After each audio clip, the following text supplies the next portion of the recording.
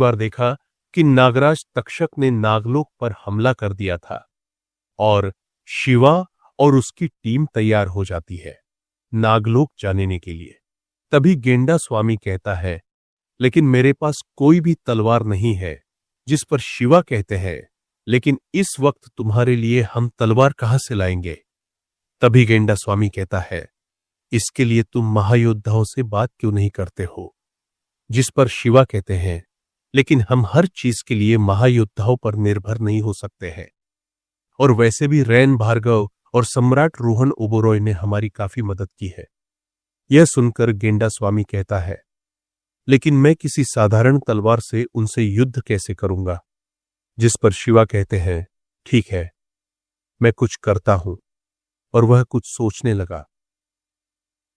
तभी शिवा के घर की घंटी बजती है, और जब मीनू दरवाजा खोलती है तो उसे संदीप दिखता है, जिसे देखकर वह उसे प्रणाम करती है और वह उसे शिवा के पास ले गई।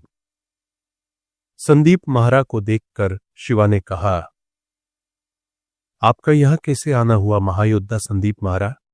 जिस पर संदीप ने कहा, वह मैं तुमसे व्यापार के बारे में बात करने आया हूं। जिस पर शिवा ने कहा, अभी हमें नागलोक जाना है युद्ध के लिए। यह सुनकर संदीप पूछता है, लेकिन क्यों? जिस पर शिवा उसे पूरी बात बता देते हैं। यह सुनकर संदीप ने कहा, काश मैं भी तुम्हारे साथ जा सकता, लेकिन अगर मैं गया तो महायुद्ध छिड़ जाएगा। इसलिए अभी तुम सब जाओ। अगर कुछ दिक्कत होती है तो तुम हम में से किसी को भी आध्यात्मिक संदेश भेज सकते हो। हम तुम्हारी मदद के लिए किसी ताकतवर योद्धा को भेज देंगे। जिस पर शिवा ने कहा, ठीक है। तभी गेंडा स्वामी ने कहा, मेरी तलवार क्या हुआ? जिस पर संदीप ने कहा, क्या हुआ भाई गेंडा स्वामी? जिस पर गेंडा स्वामी ने उसे पूरी बात बता दी। यह सुनकर संदीप ने हंसते हुए अपनी आंखें बंद की और कुछ ही देर में उसके हाथ में एक बड़ी सी तलवार आ गई, जिसे देखकर गेंडा स्वामी चौंक गया। तभी संदीप ने कहा, इस तलवार को परम ब्रह्मांड मंडल की तलवार कहा जाता है। अगर तुम इस तलवार पर महारत हासिल कर लेते हो तो तुम अपने एक ही वार से ब्रह्मांड के 2 टुकड़े कर सकते हो। यह सुनकर गेंडा स्वामी के साथ शिवा भी चौंक गया। तभी संदीप ने कहा, लेकिन तुम्हें इसके लिए इस तलवार की आत्मा के साथ सामंजस्य बनाना होगा। यह सुनकर गेंडा स्वामी ने उस तलवार को हाथ में लिया, लेकिन जैसे ही वह तलवार उसके हाथ में आई तो गेंडा स्वामी उसके भार को नहीं संभाल पाया और वह तलवार जमीन में धंस गई। यह देखकर संदीप ने तलवार के आगे हाथ जोड़कर कहा, हे तलवार की पवित्र आत्मा, कृपा कर अपने नए स्वामी को स्वीकार करो।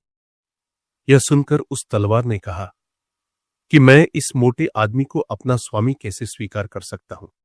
जिस पर संदीप ने कहा, यह आप ही का वंशज है।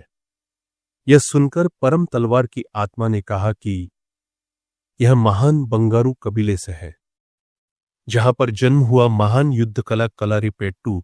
जिस पर संदीप ने कहा, जी महापरम तलवार।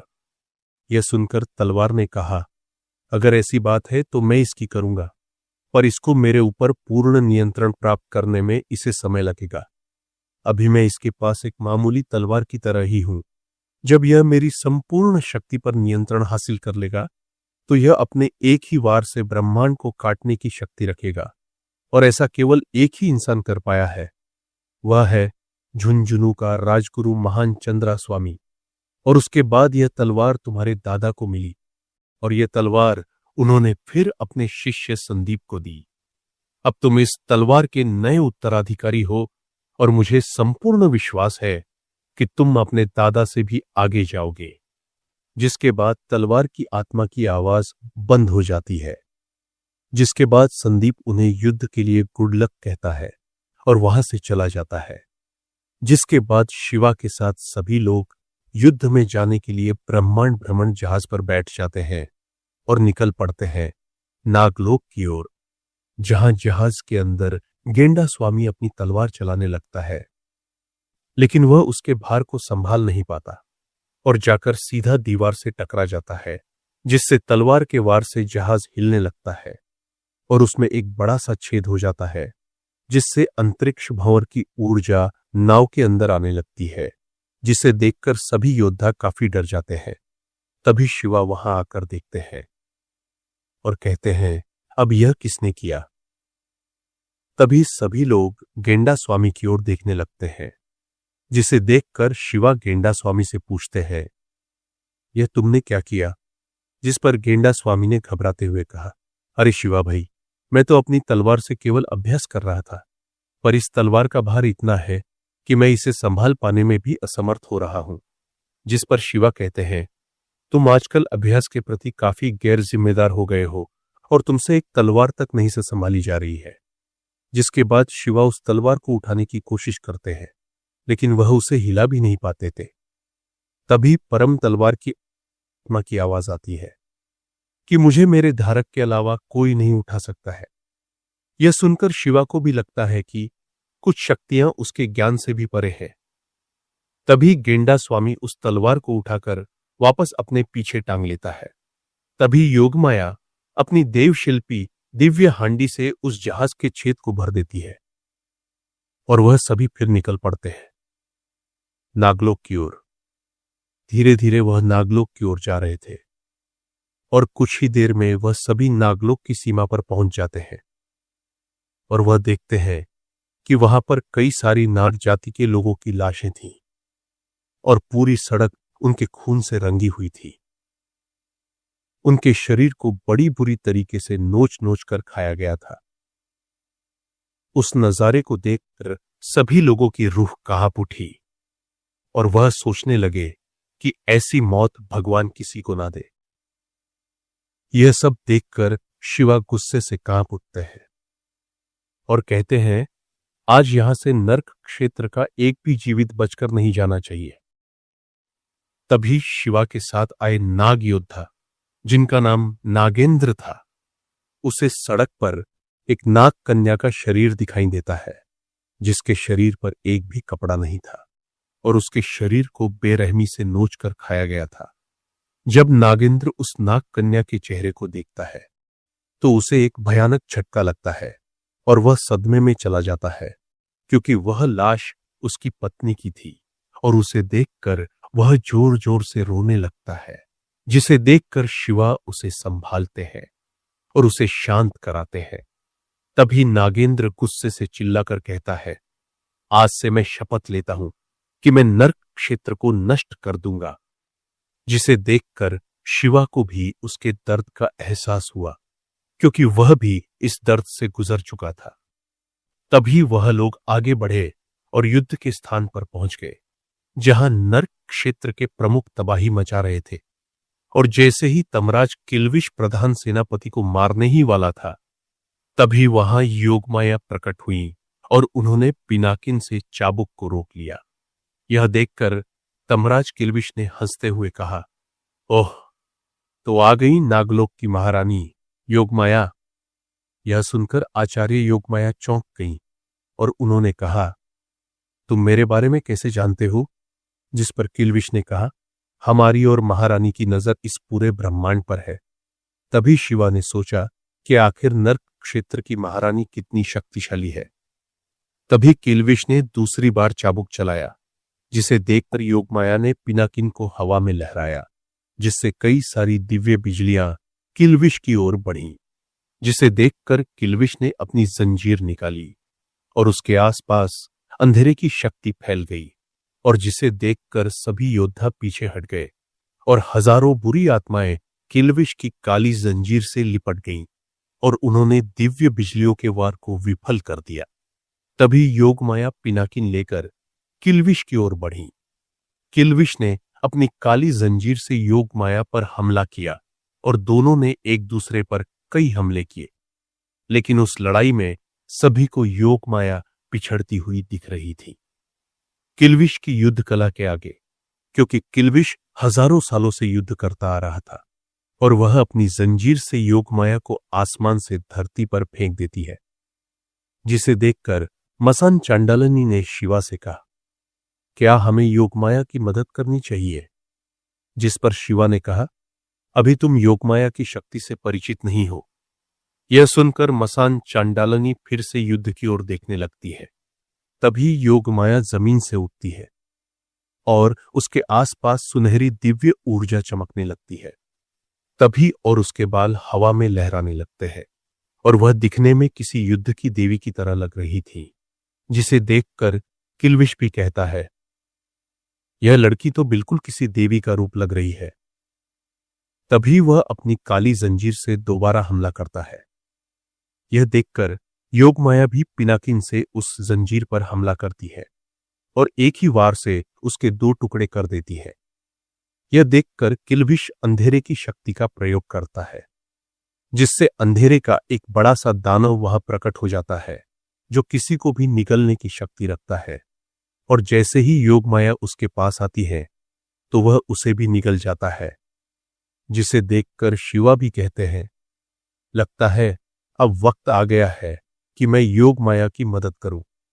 तभी राक्षस के पेट में से नीले रंग की रोशनी निकलने लगी और वह राक्षस कुछ ही देर में नष्ट हो गया, जिसके बाद वहां नीले रंग की रोशनी फैल गई और आधी इंसान और आधी नीले रंग की नागिन दिखाई दी और उसके आसपास भारत देश की 9 दिव्य हांडियां लहराने लगीं, जिसे देखकर महामर पिशाच भैरवनाथ ने कहा, यह तो भारत देश की 9 दिव्य हांडियां हैं, जिसके नाम है सुनहरी हांडी, मनु शत्रुपा दिव्य हांडी, दिव्य स्वास्थ्य हांडी, दिव्य शिल्पकार हांडी, सहस्त्र मंत्र दिव्य हांडी, तंत्र ऊर्जा दिव्य हांडी, न्याय प्रिय दिव्य हांडी, रक्त बीज दिव्य हांडी, शब्द भेदी दिव्य हांडी।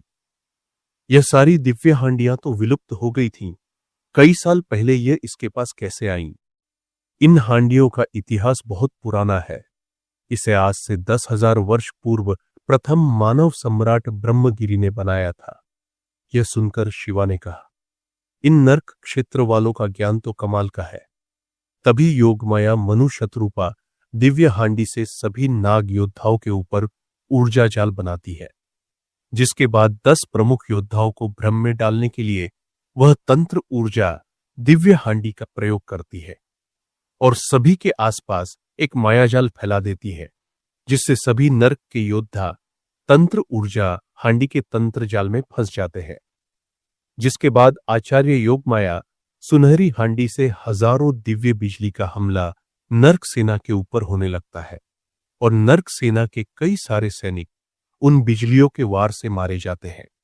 जिसके बाद योगमाया दिव्य मंत्रों का प्रयोग करती है और साथ ही साथ शब्द भेदी दिव्य हांडी का भी, जिससे मंत्रों का प्रभाव बढ़ जाता है और नर्क क्षेत्र की नकारात्मक ऊर्जा कम हो जाती है और उसका प्रभाव अंधेरे की शक्ति पर भी प्रभाव पड़ता है, जिससे प्रबल अंधेरे की शक्ति भी कम पड़ जाती है और मंत्रों के प्रभाव से श्राप्त आत्माएं भी नष्ट होने लगती है।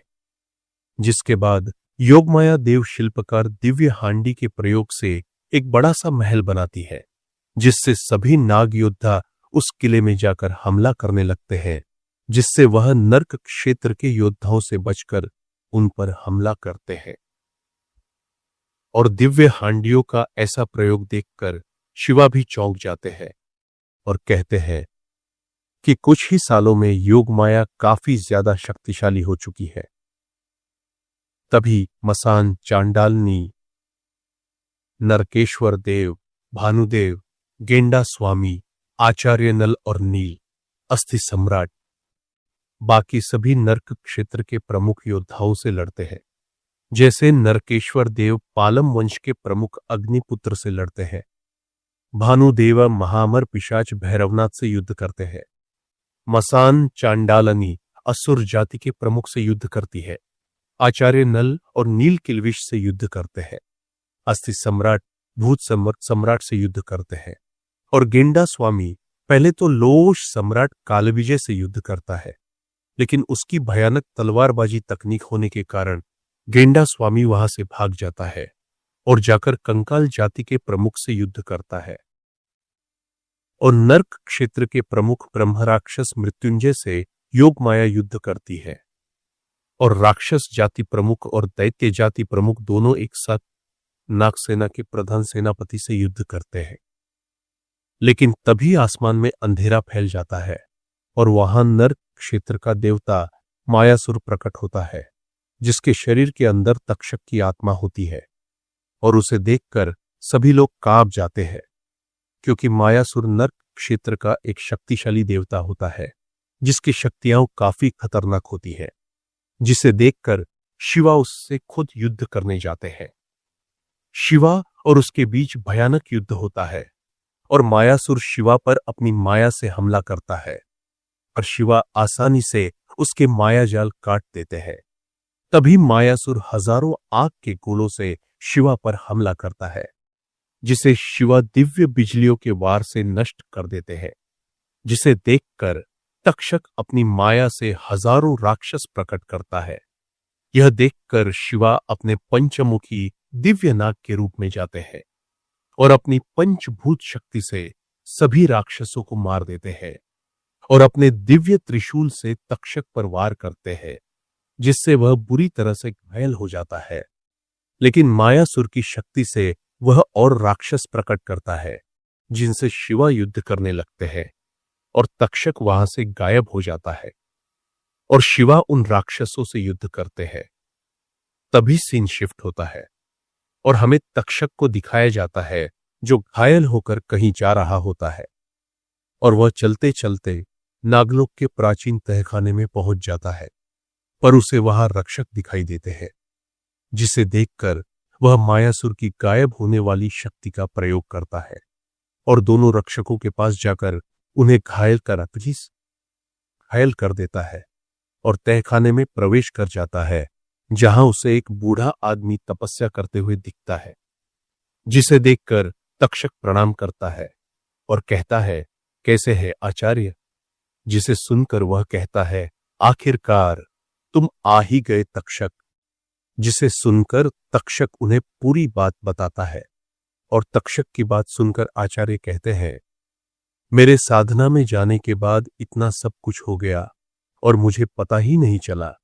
जिसके बाद आचार्य पूछते हैं, लेकिन तुम यहां किस लिए आए हो? जिस पर तक्षक उसे बताता है कि मुझे नागलोक के प्राचीन देवता विनाशक का शरीर चाहिए, जिससे मैं और भी शक्तिशाली हो सकूं और अपनी शक्ति का संपूर्ण प्रयोग कर सकूं। जिस पर आचार्य ने कहा, नहीं, उस शरीर पर काबू पाना आसान नहीं है। जिस पर तक्षक ने कहा, अब आपके शिष्य का भविष्य आपके ऊपर है। जिस पर आचार्य ने कहा, ठीक है, अगर तुम यही चाहते हो तो यही सही। और वह दोनों निकल पड़ते हैं तहखाने की गहराइयों में, और चलते चलते वह एक कब्र के पास पहुंच जाते हैं, जिसमें एक नाग का चिन्ह बना होता है। तभी आचार्य एक मंत्र पढ़कर उस कब्र के पत्थर को हटा देते हैं और तक्षक को एक बड़ा सा 8 फन वाला नाग दिखता है, जो दिखने में काफी खतरनाक होता है। तभी आचार्य कहते हैं कि यह नाग कालसर्प जाति का है, जिसका युद्ध आज से लाखों साल पहले देवराज इंद्र से हुआ था और इसने पूरे स्वर्ग में तबाही मचा दी थी। फिर इंद्र ने अपने वज्र से इसके ऊपर हमला किया, जिससे यह मारा गया। जिसके बाद नाग जाति के किसी और देवता ने इस शरीर को बचाकर नागलोक में सुरक्षित रख दिया। तुमसे पहले कई नाग सम्राटों ने इस शरीर को प्राप्त करने की कोशिश की, लेकिन 10 दिन इस शरीर में रहने के बाद उनकी मृत्यु हो गई और आज तक किसी को पता नहीं चला कि ऐसा क्यों होता है। यह सुनकर तक्षक मायासुर के शरीर से बाहर आता है और विनाशक के शरीर में जाने की कोशिश करता है, लेकिन कई प्रयासों के बाद भी वह उस शरीर में नहीं जा पाता है, जिसे देखकर आचार्य भी चौंक जाते हैं। जिसके बाद वह तक्षक की आत्मा पर दिव्य दृष्टि डालते हैं और उन्हें उसकी आत्मा में एक छाप दिखाई देती है, जिसे देखकर वह कहते हैं, यह तो आत्मा नियंत्रण छाप है, यह तुम्हारे ऊपर किसने लगाई? जिस पर तक्षक कहता है, यह छाप मेरे ऊपर नर्क क्षेत्र की महारानी खौशी महारा ने लगाई है। यह सुनकर आचार्य का शरीर कांप उठता है और वह कहते हैं, क्या तुमने अभी नर्क क्षेत्र की महारानी का नाम लिया? जिस पर तक्षक हाँ में जवाब देता है। यह सुनकर आचार्य कहते हैं, तुमने बहुत बड़ी गलती कर दी तक्षक, क्योंकि यह छाप जो उसने तुम्हारे ऊपर लगाई है, इससे उसका तुम्हारे ऊपर पूर्ण नियंत्रण होगा और वह तुम्हारी आत्मा को कभी भी नष्ट कर सकती है। अगर तुम्हें यह शरीर चाहिए तो तुम्हें पहले इस छाप को हटवाना होगा। यह सुनकर तक्षक को काफी गुस्सा आता है, लेकिन वह कहता है, पर अभी हमें इस शरीर को यहां से हटाना होगा, क्योंकि अगर शिवा को इसके बारे में पता चला तो अनर्थ हो जाएगा। यह सुनकर आचार्य कहते हैं, लेकिन तुम इसे रखोगे कहां? तभी तक्षक एक आयामी द्वार खोलता है और हिमालय की गहराइयों में उस कब्र को ले जाता है, जहां वह उस कब्र को संभालने का आदेश सेनापति मार्कंड को देता है और कहता है, तुम्हें इसे संभाल कर रखना होगा, क्योंकि इसमें तुम्हारे गुरु के प्राण हैं। यह सुनकर सेनापति मार्कंड कहता है, ठीक है गुरुदेव, मैं अपनी जान से भी ज्यादा इसका ख्याल रखूंगा। यह सुनकर तक्षक वहां से चला जाता है। तभी सीन शिफ्ट होता है और हमें दिखाया जाता है कि शिवा के साथियों के प्रहार से नर्क सेना को काफी हानि पहुंच रही थी, जिसे देखकर लुओस जाति के सम्राट कालविजय कहते हैं, अब वक्त आ गया है उस शक्ति का प्रयोग करने का। कालविजय एक बड़ा सा रून अस्त्र निकालते हैं, जिसे देखकर सभी घबरा जाते हैं और उसे नरकेश्वर देव कहते हैं, यह तो महान रून अस्त्र यजु अस्त्र है। और तभी कालविजय उस अस्त्र को चला देता है, जिससे वहां पर भारी आध्यात्मिक दबाव पड़ता है, जिसे सहन कर पाना किसी के बस की बात नहीं। यह देखकर योगमाया सभी को बचाने के लिए अपनी संपूर्ण दिव्य ऊर्जा से एक बहुत ही ताकतवर ऊर्जा जाल बनाती है, लेकिन जैसे ही यजु अस्त्र जमीन से टकराता है तो उसके धमाके से वह ऊर्जा जाल टूट बिखर जाता है और सभी लोग बुरी तरीके से घायल हो जाते हैं और योग माया के तो कपड़े फट जाते हैं और उनका एक हाथ नष्ट हो जाता है और चेहरा भी बुरी तरह घायल हो जाता है और वह बेहोश हो जाती है और सारी हांडियां भी निष्क्रिय हो जाती है, जिससे सभी प्रमुख अपनी शक्ति का सही प्रयोग कर पाते हैं और अपने अपने रून अस्त्र से शिवा के सभी साथियों को घायल कर देते हैं, जिसे देखकर शिवा काफी गुस्सा हो जाते हैं और अपने नागदैत्य वाले रूप में आ जाते हैं, जिसे देखकर सभी प्रमुख योद्धा कांपने लगते हैं। तभी कालविजय कहता है, अब वक्त आ गया है उस तकनीक का प्रयोग करने का। यह सुनकर सभी 9 प्रमुख एक साथ कहते हैं, प्राचीन नर्क तकनीक, मारक नर्क जंजीर। और ऐसा कहते ही शिवा को एक न दिखने वाली जंजीर से 10 मिनट के लिए बांध देते हैं, जिससे शिवा हिलने डुलने में भी असमर्थ होता है। तभी कालविजय नर्क क्षेत्र की महारानी का दिया हुआ काल शास्त्र निकलता है और उससे शिवा पर 10 हमले करता है, जिससे उसकी गर्दन, पीठ, सर और पैरों और हाथों में 10 घाव हो जाते हैं, जिसके 10 मिनट बाद शिवा उस बंधन से मुक्त हो जाता है। नर्क क्षेत्र की सेना पर टूट पड़ता है, जिसे देखकर नर्क सेना कांप उठती है और सभी प्रमुख वहां से गायब हो जाते हैं। साथ ही बची कूची सेना भी गायब हो जाती है। लेकिन अब नाग दैत्य शिवा काबू से बाहर हो जाता है और तबाही मचाने लगता है और कई सारे नाग योद्धाओं को मार देता है और नागलोक में तबाही मचाने लगता है। तो क्या होगा आगे? क्या तक्षक खुशी महाराज की छाप को हटा पाएगा? और आखिर क्यों हुआ नागदैत्य शिवा पर हावी? और क्यों किया कालविजय ने शिवा पर काल शास्त्र का प्रयोग? जानने के लिए सुनते रहे महायोद्धा शिवा।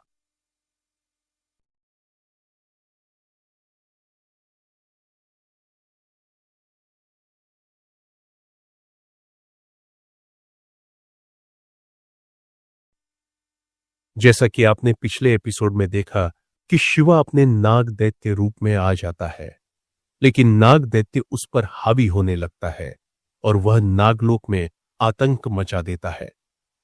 अब आगे नाग दैत्य को देखकर पूरा नाग लोक भयग्रस्त हो जाता है, पर कोई भी नाग दैत्य को रोक नहीं पाता। फिर कुछ देर बाद सभी को होश आता है और योगमाया भी अब तक स्वास्थ्य हांडी की मदद से पूरी तरह से ठीक हो चुकी थी। और जब सब लोगों ने शिवा का यह रूप देखा तो सभी लोग चौंक गए और शिवा का आतंक देखकर सभी लोग घबरा जाते हैं। तभी आचार्य योगमाया उसे रोकने का प्रयास करती है और दोनों के बीच युद्ध शुरू हो जाता है।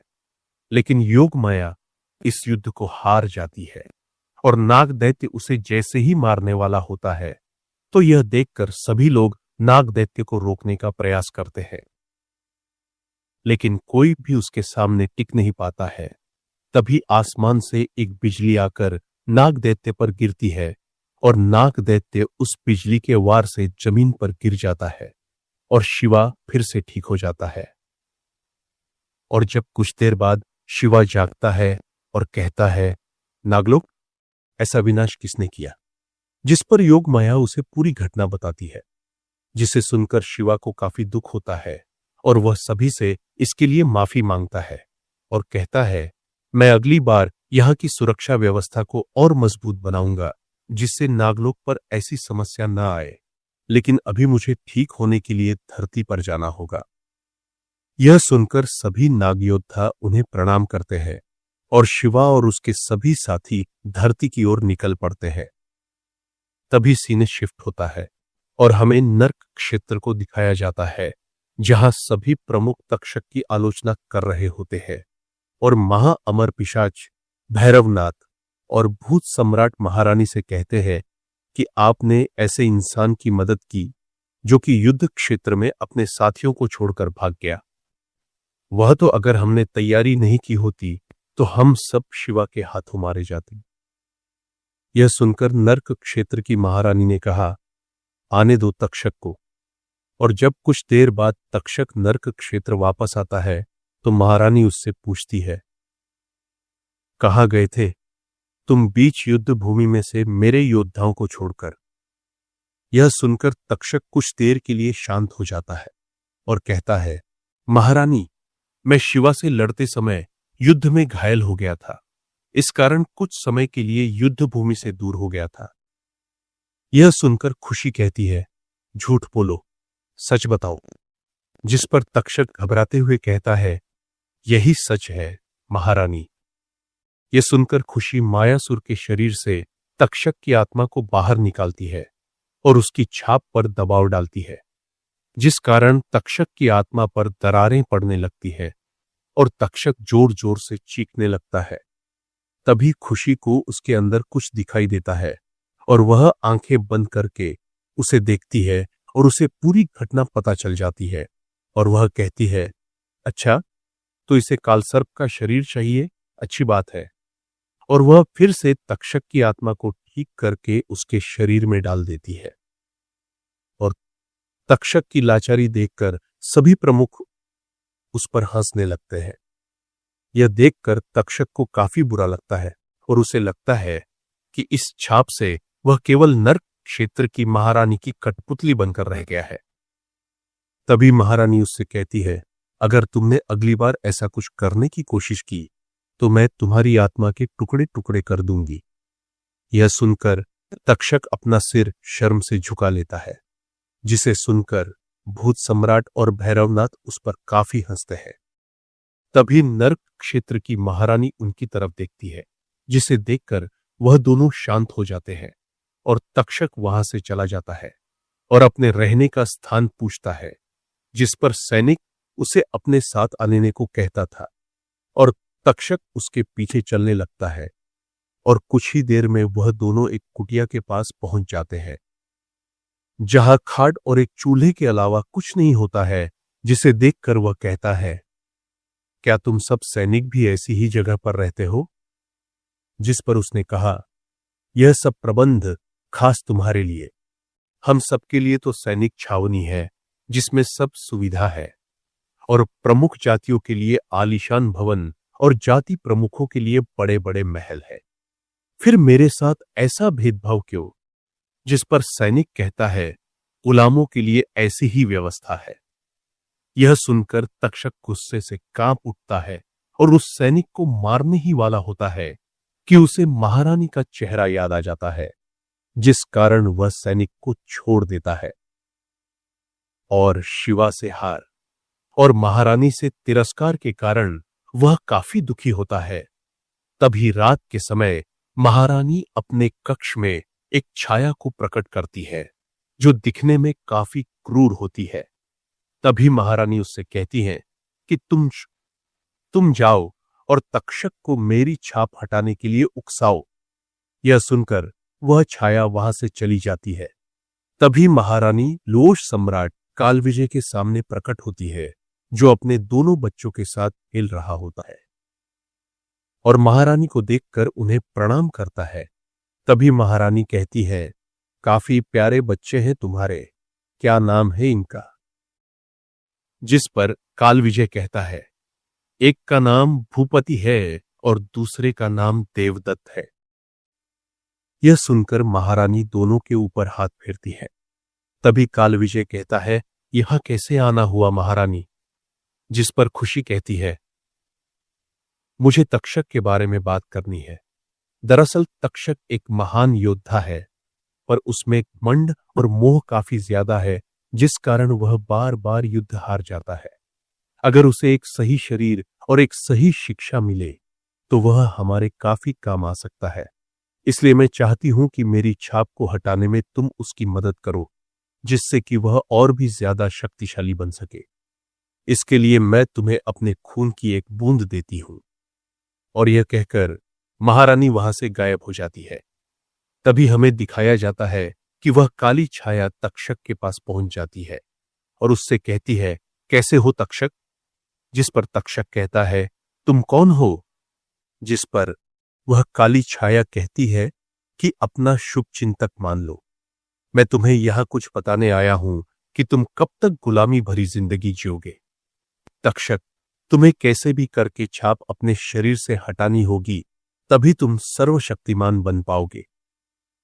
यह कहकर वह काली छाया वहां से गायब हो जाती है और तक्षक नर्क क्षेत्र की महारानी के महल की ओर निकल पड़ता है और महारानी के पास पहुंचकर कहता है, आपने मेरे ऊपर जो सील लगाई है उसे हटा दीजिए या मुझे मार दीजिए, मुझे नहीं जीनी यह गुलामों वाली जिंदगी। जिस पर खुशी कहती है, मैं ये सील नहीं हटाऊंगी। अगर सामर्थ्य है तो ये सील तुम ही अपनी आत्मा से हटा कर दिखाओ। अगर तुम ऐसा करने में कामयाब हो जाते हो तो मैं तुम्हें खुद अपना शिष्य बनाऊंगी। यह सुनकर गुस्से से तक्षक वहां से चला जाता है और सोचने लगता है कि वह इस छाप को कैसे हटाए। तभी वह काली छाया कहती है, क्या हुआ तक्षक? जिस पर तक्षक उसे पूरी बात बता देता है। यह सुनकर वह छाया कहती है कि ऐसा तो केवल एक ही इंसान कर सकता है, लोश जाति का सम्राट कालविजय, क्योंकि महारानी का सबसे प्रिय सलाहकार वही है। तुम युद्ध की चुनौती दो, वह आज तक कभी किसी युद्ध में नहीं हारा है। अगर तुम उसे हरा देते हो तो वह तुम्हें कुछ भी मांगने को कहेगा, फिर तुम्हें पता ही है कि क्या करना है। और यह कहकर वह काल छाया वहां से चली जाती है। तभी तक्षक कालविजय के महल की ओर निकल पड़ता है। तभी सीन शिफ्ट होता है और हमें गंधर्व लोक दिखाया जाता है, जहां पर सम्राट रोहन ओबोरॉय और रैन भार्गव दोनों दुरासुर और उसकी सेना से युद्ध कर रहे होते हैं। तभी रोहन अपने पिनाक धनुष से राक्षसों की सेना पर हजारों तीरों की वर्षा कर देता है, जिससे कई सारे राक्षस मारे जाते हैं। यह देखकर दुरासुर रोहन की ओर बढ़ता है, जिसे देखकर रैन भार्गव भगवान परशुराम के फरसे से दुरासुर का सर उसके धड़ से अलग कर देते हैं और दुरासुर इस युद्ध में मारा जाता है। तभी रोहन ओबोरॉय अपने दिव्यास्त्र से पूरी राक्षस सेना को खत्म कर देता है, जिसे देखकर गंधर्व सेना में उत्साह फैल जाता है। तभी गंधर्वराज चित्रसेन कहता है, आप दोनों से शक्तिशाली इस पूरे ब्रह्मांड में कोई नहीं है। यह सुनकर दोनों हंसने लगते हैं। तभी गंधर्वराज कहता है, मेरी बहन कैसी है? जिस पर रैन कहता है, वह और रौनक दोनों अच्छे हैं और रौनक 16 वर्ष का हो चुका है। यह सुनकर गंधर्वराज कहता है, अगर मौका मिला तो मैं उनसे जरूर मिलने आऊंगा, और वैसे भी वह दोनों खुश क्यों नहीं होंगे, मेरे जीजाजी भगवान परशुराम के वंशज हैं। और इतना कहने के बाद वह रोहन से कहता है, आपने भी हमारी खूब मदद की है, इसलिए मैं आपको भेंट में यह मायास्त्र देना चाहता हूं। जिससे मेरे पिता ने महाभारत काल में सूर्यपुत्र कर्ण को हराया था और उनको युद्ध क्षेत्र से भागना पड़ा था। यह सुनकर रोहन उससे मायास्त्र ले लेता है और दोनों कहते हैं, अब हमारे जाने का समय हो गया है चित्रसेन। और यह कहकर दोनों वहां जाने ही वाले होते हैं कि एक गंधर्व आकर कहता है कि एक नागदैत्य ने नागलोक में भयंकर तबाही मचा दी है, जिस कारण कई सारे नाग योद्धा मारे गए हैं। यह सुनकर चित्रसेन कहता है कि यह नागदैत्य होते ही ऐसे है। इन्होंने कई बार नागलोक को क्षति पहुंचाई है, जिस कारण कई सारे नाग देवता मारे गए। और पिछली बार तो एक ऐसा नागदैत्य आया जिसने पूरे नागलोक और देवलोक में तहलका मचा दिया था और उस युद्ध में 5 नाग देवता मारे गए थे। फिर उसे रोकने के लिए अंत में शेषनाग को आना पड़ा था, जिन्होंने अपनी तलवार से नागदैत्य के शरीर के टुकड़े टुकड़े कर दिए थे और उसके दिल को कहीं छिपा दिया था। लेकिन कुछ भी कहो, यह नागदैत्य हमेशा से नागलोक और देवलोक के लिए खतरा ही रहे हैं। यह सुनकर रोहन को काफी अपमानित महसूस होता है, क्योंकि वह जानता था कि अब इस ब्रह्मांड में एक ही नागदैत्य बचा है, जो शिवा है, जिसकी जान उसने और रैन ने बचाई थी। और अगर देवलोक और स्वर्ग क्षेत्र में यह बात फैली तो उसकी काफी बेइज्जती होगी। यह सब सुनकर रोहन और रैन वहां से चले जाते हैं और दोनों पृथ्वी की ओर जा रहे होते हैं। तभी रैन कहता है कि मुझे नहीं लगता कि शिवा ने ऐसा जानबूझकर किया होगा। जिस पर रोहन कहता है, जानबूझकर किया हो या अनजाने में, लेकिन उसकी वजह से कई निर्दोष योद्धाओं की जान गई है और उसकी छवि एक नायक से खलनायक की बन चुकी है। और वह कोई मामूली इंसान नहीं है, बल्कि शेषनाग का अवतार है। अगर वह चाहे तो तुमसे या मुझसे कहीं ज्यादा ताकतवर हो सकता है, लेकिन वह अपने वरदान को हल्के में ले रहा है। यह सुनकर रैन भार्गव भी कुछ देर के लिए शांत हो जाते हैं और दोनों पृथ्वी की ओर निकल पड़ते हैं। तभी सीन शिफ्ट होता है और हमें तक्षक को दिखाया जाता है, जो कालविजय के महल में जाकर कहता है, मुझे तुमसे कुछ बात करनी है। जिस पर कालविजय कहता है, बोलो। तभी तक्षक कहता है, मुझे महारानी की लगाई हुई छाप को हटाने के लिए तुम्हारी आवश्यकता है। यह सुनकर कालविजय कहता है, लेकिन मैं तुम्हारी मदद क्यों करूं? जिस पर तक्षक कहता है, तो तुम्हें कालविजय क्यों कहा जाता है? जिस पर उसने कहा कि मैं आज तक कोई युद्ध नहीं हारा हूं। जिस पर तक्षक कहता है, तो मैं तुम्हें युद्ध की चुनौती देता हूं। अगर मैं जीता तो तुम्हें मेरी मदद करनी होगी। तभी कालविजय कहता है, अगर मैं जीता तो? जिस पर तक्षक कहता है, अगर ऐसा हुआ तो मैं सदैव के लिए तुम्हारा गुलाम बनकर रहूंगा। यह सुनकर कालविजय कहता है, देख लो, मेरी पत्नी घर का बहुत काम कराती है, तुम्हें दिक्कत हो जाएगी। यह सुनकर तक्षक चिढ़ जाता है कि उसे नर्क क्षेत्र में कोई इज्जत ही नहीं देता है, पर इन सब को छोड़कर वह उसे हां कह देता है। यह सुनकर कालविजय कहता है, लेकिन हम कौन सा युद्ध करेंगे? जिस पर तक्षक ने कहा, तलवारबाजी का। यह सुनकर कालविजय कहता है, अच्छा विचार है। तभी कालविजय नर्क क्षेत्र की 2 महान तलवारों को निकालता है और एक तक्षक को दे देता है। और तक्षक जैसे ही उस तलवार को हाथ में लेता है तो उसे एक अजीब सी ऊर्जा महसूस होती है, जिससे उसका आत्मबल और भी बढ़ जाता है। उसने अपने जीवन काल में पहली बार ऐसी तलवार देखी थी और फिर दोनों के बीच मुकाबला शुरू हो जाता है और दोनों एक दूसरे पर हमला कर रहे थे। तक्षक को भी लगा कि उसका सामना पहली बार उसके स्तर के तलवारबाज से हुआ है और लगभग 2 घंटे की मुश्किल लड़ाई के बाद तक्षक उसे हरा देता है।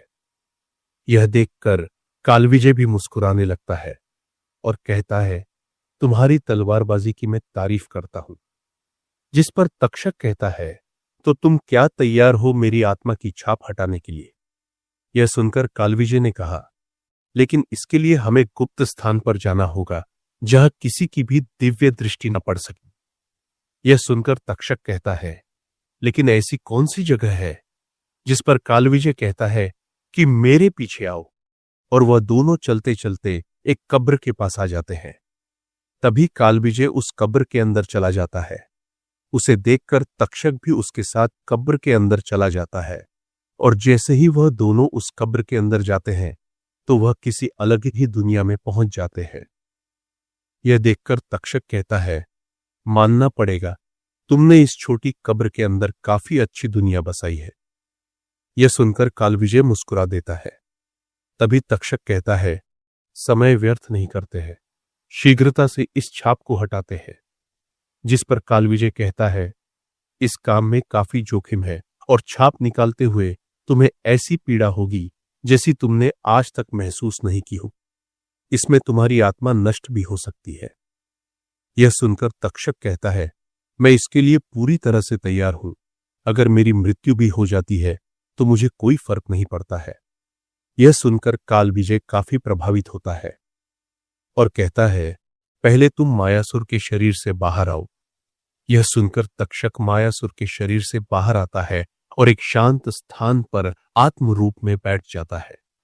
तभी कालविजय ने अपने में एक बोतल निकाली जिसमें महारानी का दिव्य खून की एक बूंद थी, और कालविजय ने उस बूंद को तक्षक की छाप के ऊपर डाल दिया, जिससे वह छाप चमकने लगी। और तभी कालविजय 10 प्रमुख योद्धाओं की ऊर्जा का प्रयोग करता है उस सील पर, जिससे वह सील उखड़ने लगती है। लेकिन तक्षक को उससे अनंत पीड़ा का अनुभव होता है और वह जोर जोर से चीखने लगता है। उसकी चीखें मानो ऐसी थीं जिससे पूरा ब्रह्मांड कांप उठे, और कई बार तो उसे ऐसा लगा कि मानो वह मर जाएगा। लेकिन धीरे धीरे वह सील उखड़ने लगती है और आखिरकार 10 दिन की भयानक यातना के बाद वह सील उसकी आत्मा से अलग हो जाती है। जिसके बाद तक्षक कालविजय को शुक्रिया कहता है, जिस पर कालविजय मुस्कुराकर कहता है, केवल शुक्रिया से काम नहीं चलेगा, तुम्हें इसके लिए मुझे दावत देनी होगी। यह सुनकर तक्षक भी हंसने लगता है और एक आयाम खोलकर उसके अंदर चला जाता है और कालविजय की दिव्य दृष्टि को ब्लॉक करके वहां से चला जाता है। तभी तक्षक हिमालय की गहराइयों में चला जाता है और सेनापति मार्कंड के पास पहुंच जाता है, और तक्षक पूछता है कि विनाशक का शरीर कहाँ है। तभी मार्कंड उस कब्र को बाहर निकालता है, और जैसे ही वह उस कब्र को खोलता है, अचानक उसमें से भयंकर आध्यात्मिक ऊर्जा निकलती है, जिससे मार्कंड भी दूर जाकर गिरता है, जिसे देखकर तक्षक भी आश्चर्यचकित हो जाता है।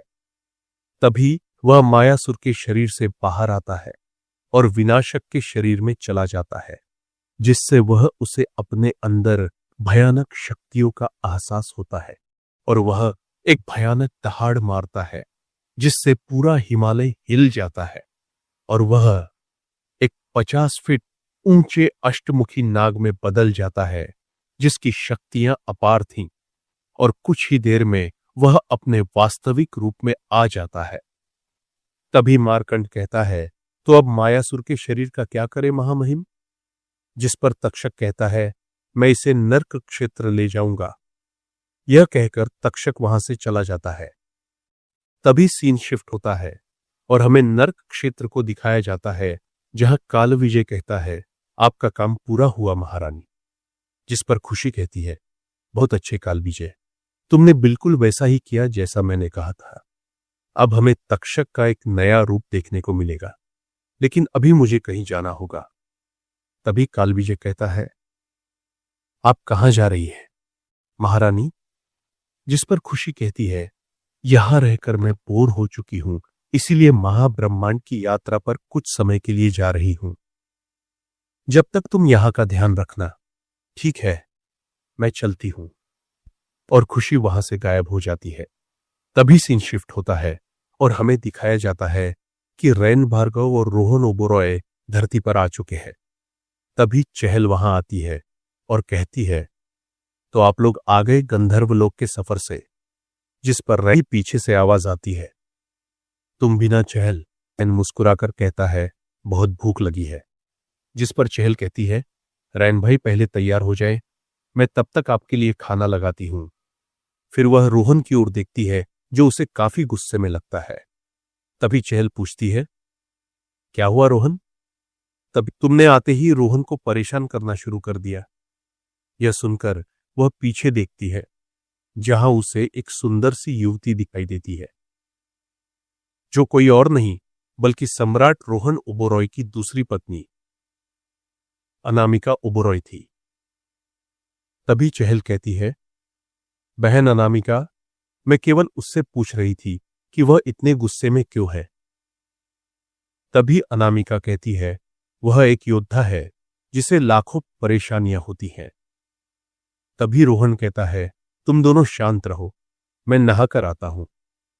और यह कहकर वह भी तैयार होने के लिए चला जाता है, जिसके बाद अनामिका चहल से कहती है, तुम्हें चुप रहना चाहिए रोहन के आगे जब वह गुस्सा हो।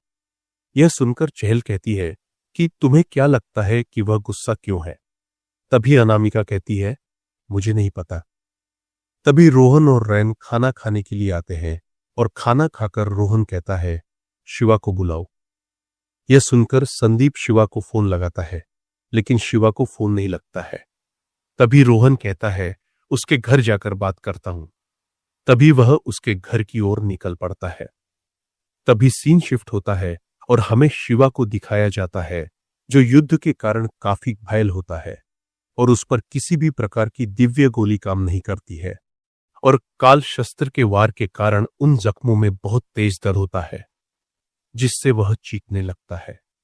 तभी वहां भैरवी आती है और शिवा की ऐसी हालत देखकर वह भी चौंक जाती है और वह जैसे ही शिवा के घाव देखती है तो वह घाव पहले से भी ज्यादा गहरे हो चुके थे और वह जगह सड़ने लगी थी और शिवा की हालत देखकर भैरवी की आंखों में भी आंसू आ जाते हैं। तभी वह कहती है, सम्राट रेन भार्गव को फोन लगाती हूं और वह जैसे ही जाने वाली होती है तभी डोरबेल बजती है और वह जैसे ही दरवाजा खोलती है तो उसे सम्राट रोहन ओबेरॉय दिखते हैं, जिन्हें देखकर वह उन्हें प्रणाम करती है। तभी वह पूछते हैं कि शिवा कहाँ है, जिस पर भैरवी उन्हें बताती है कि शिवा अंदर है। यह सुनकर वह अंदर चले जाते हैं जहां शिवा बैठा हुआ था। तभी वह वहां सुरक्षा सारणी का गठन करते हैं ताकि उनकी बात कोई सुन ना सके। तो क्या होगा? क्या बात करनी है सम्राट रोहन ओबेरॉय को शिवा से? और क्या तक्षक अब सर्वशक्तिमान बन चुका? और क्या काल शस्त्र के घाव से शिवा का शरीर ठीक हो पाएगा? और क्या होगा जब फिर से शिवा और तक्षक का आमना सामना होगा? जानने के लिए पढ़ते रहे महायोद्धा शिवा, सिर्फ पॉकेट नोल ऐप पर। धन्यवाद।